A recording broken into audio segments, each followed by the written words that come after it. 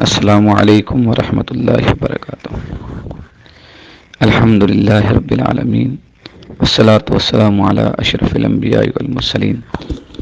اما بعد۔ معزز سامعین،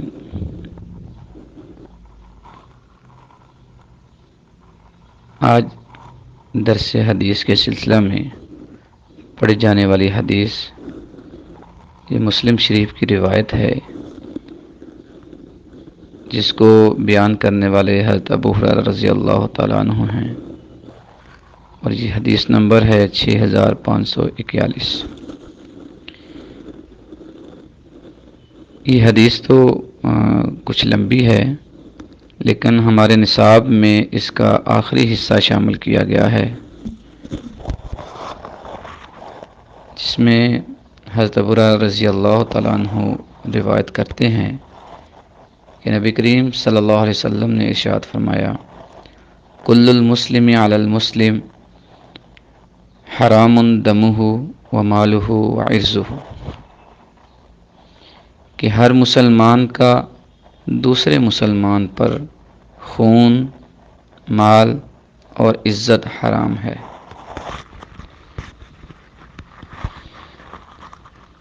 یہ حدیث ساری معاشرتی تعلیمات اسی بنیادی اصول کے گرد گھومتی ہے کہ ہر مسلمان اپنے قول اور فعل میں اس بات کی احتیاط رکھے کہ اس کے قول اور اس کے کسی فعل کی وجہ سے دوسرے مسلمان کو یا کسی دوسرے انسان کو جسمانی،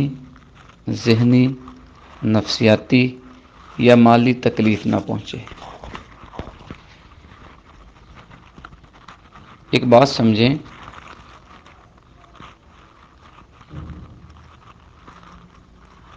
اسلام کے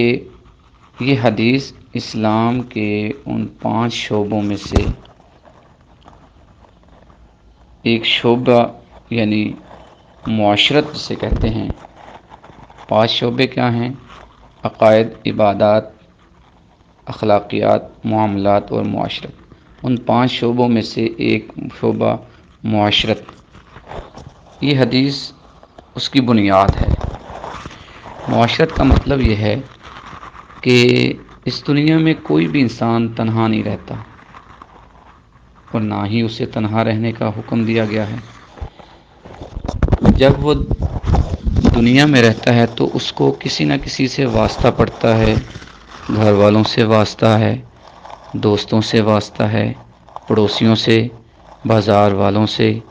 اور جس جگہ وہ کام کرتا ہے وہاں کے لوگوں سے بھی اس کا واسطہ پڑتا ہے۔ لیکن سوال یہ ہے کہ جب دوسروں سے واسطہ پڑے تو ان کے ساتھ کس طرح معاملہ کرنا چاہیے، کیسا رویہ اختیار کرنا چاہیے۔ یہ معاملہ اور یہ جو رویہ ہمارا ہوتا ہے دوسرے لوگوں کے ساتھ، اپنے ارد گرد کے ماحول کے ساتھ، اسی رویے کو، اس معاملے کو معاشرت کہتے ہیں۔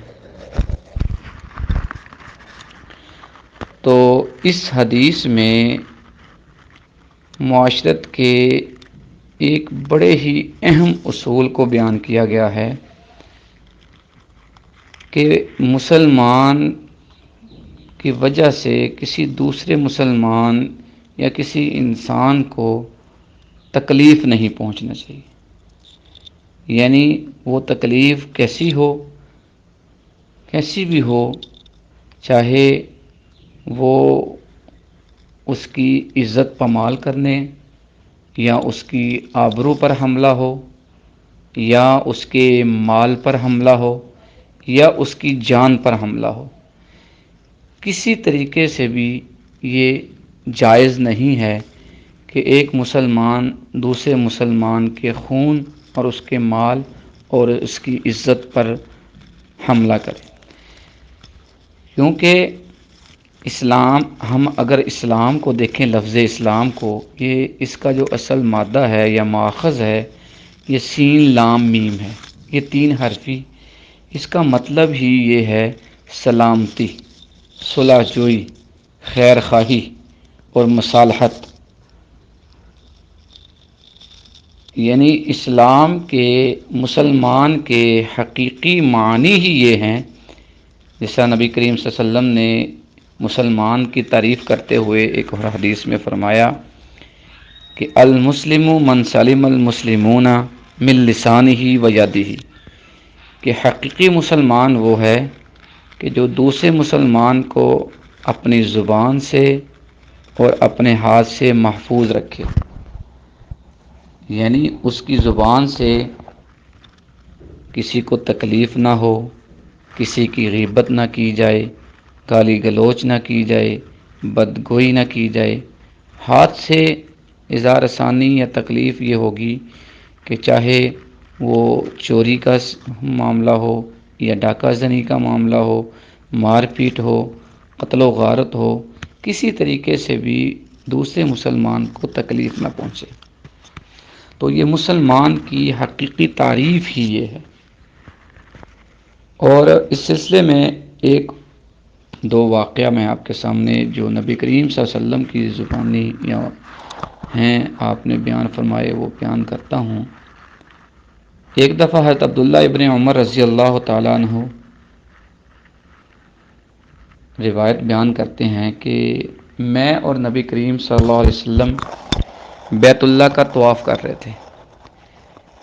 تو نبی کریم صلی اللہ علیہ وسلم بیت اللہ کا چکر لگانے کے بعد آپ صلی اللہ علیہ وسلم بیت اللہ سے مخاطب ہوتے ہیں، کہتے ہیں کہ اے بیت اللہ، کیا تجھ سے بھی زیادہ کوئی عزت والی چیز ہو سکتی ہے؟ تجھ سے بھی زیادہ کوئی تقدس اور حرمت والی چیز ہو سکتی ہے؟ تو کتنی عزت والا ہے، کتنے تقدس والا ہے، کتنی حرمت والا ہے۔ اس کے بعد نبی کریم صلی اللہ علیہ وسلم مجھ سے مخاطب ہوتے ہیں کہ اے عبداللہ، کیا تمہیں پتہ ہے کہ اس بیت اللہ سے زیادہ بھی کوئی عزت،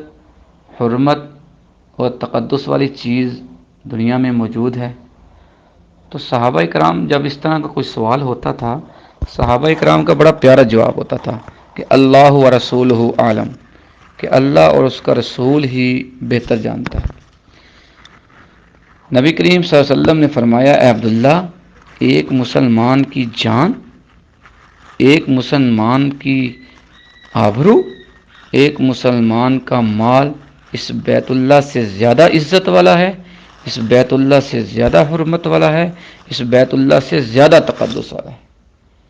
اب دیکھیں کہ نبی کریم صلی اللہ علیہ وسلم نے یہ معاشرتی جو ایک پہلو ہے اس کو کتنی اہمیت دی کہ کسی کی جان، مال و آبرو کو نبی کریم صلی اللہ علیہ وسلم نے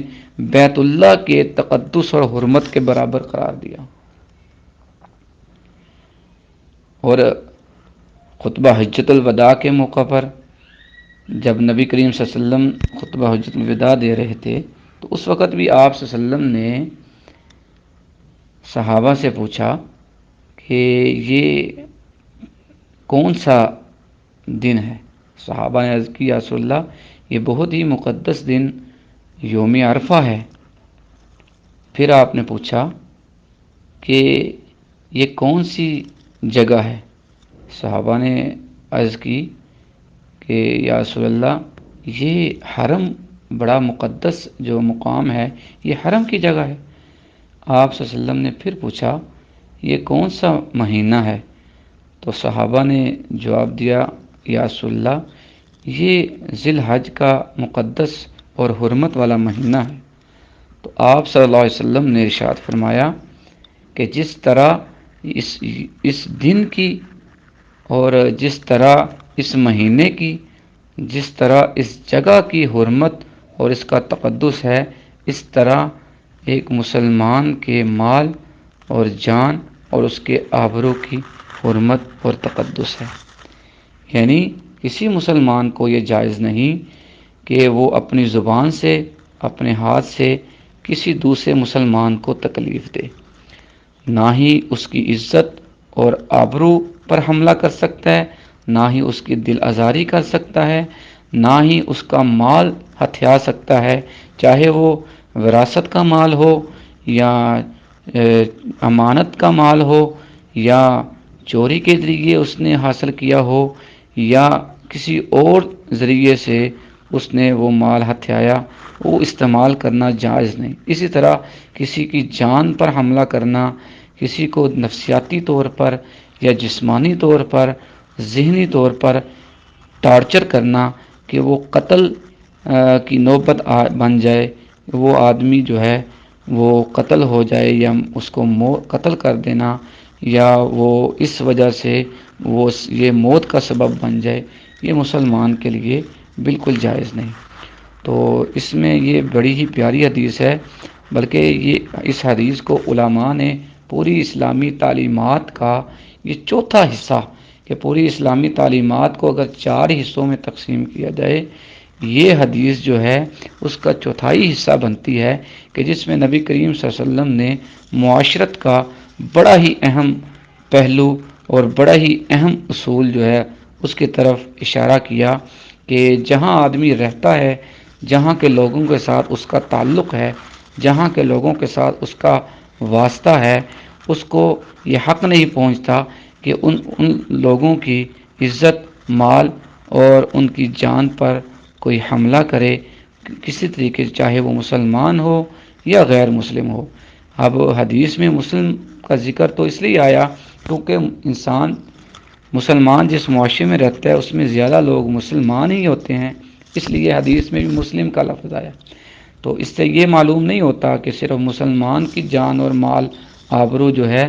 اس پر حملہ کرنا جائز نہیں، غیر مسلم کی مال اور جان اور آبرو پر حملہ کرنا جائز ہے، ایسا نہیں ہے۔ غیر مسلم کی مال، اس کی جان اور اس کے جو ہے آبرو پر حملہ کرنا یہ بھی جائز نہیں۔ تو اللہ تعالیٰ سے دعا ہے کہ اللہ تعالیٰ ہمیں ایک دوسرے کی جان، مال اور آبرو کی حفاظت کی اللہ توفیق عطا فرمائے اور احادیث پر عمل کرنے کی توفیق عطا فرمائے۔ وما علینا الا البلاغ المبین۔ والسلام علیکم ورحمۃ اللہ وبرکاتہ۔